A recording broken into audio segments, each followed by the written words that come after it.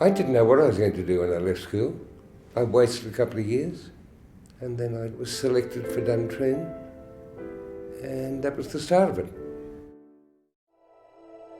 Well, I had some idea of what I was letting myself in for. I knew it was for 4 years, and there were 55, I think, of us selected. And of course, over 4 years, you get to know fellows pretty well, and a great bond of friendship, which has sustained over all the years. I was posted to the 3rd Battalion Royal Australian Regiment, 3 RAR, which was an infantry battalion, which had gained a lot of respect, indeed fame, with its performance during the Korean War. They were scheduled to be the next unit to go to Malaya, and that meant overseas operational service, which suited me down to the ground.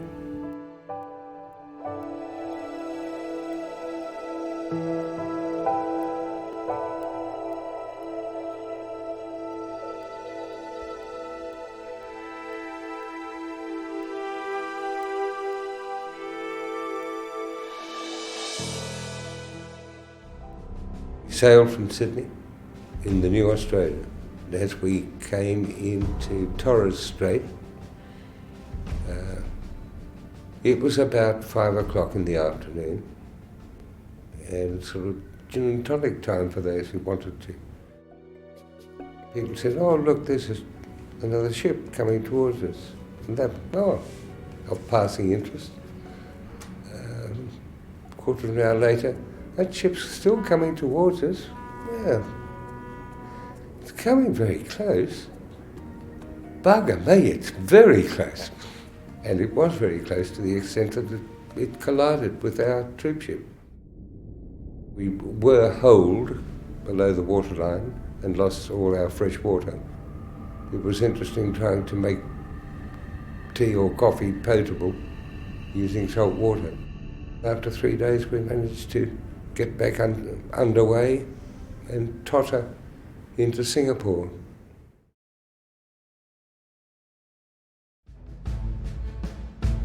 As the platoon commander, we were given the task of looking for any sign of CT presence.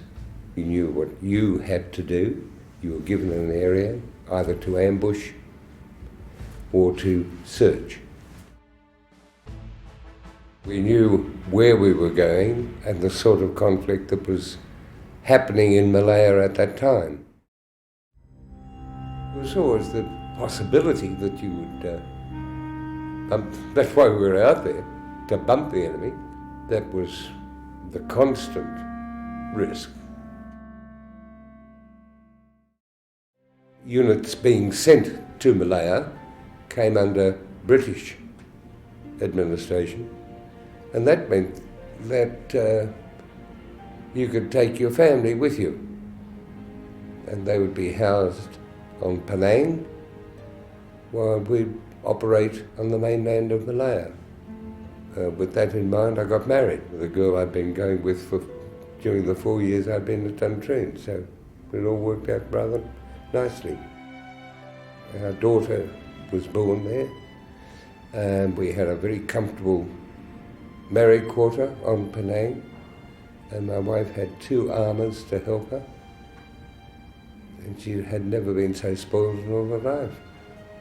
And I think it took her the rest of her life to adjust to.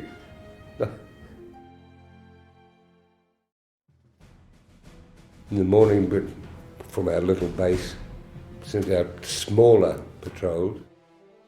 And about half an hour later, one of them came back with a youngish man in his early 20s. He'd put his hands up, he'd surrendered. They brought him in. I was, of course, most excited to see this young man. I noticed some of our soldiers making a brew and handing it to him. I said, "What are you doing?" He said, "Oh, fair go, skipper.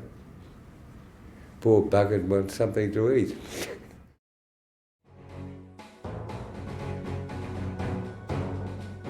It proved to be most successful, the campaign. It It lasted a long time, but it was a softly approach to win over, make sure that the population understood what was happening.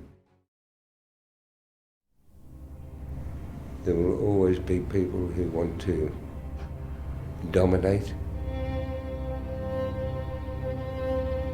usually through greed, not necessarily for material, but political ends. That's human beings.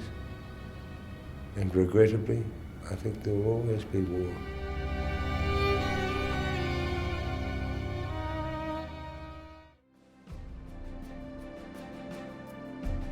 I'm proud of what I did. I'm pleased that I've done it. And I have a lot of friends whose company I enjoy.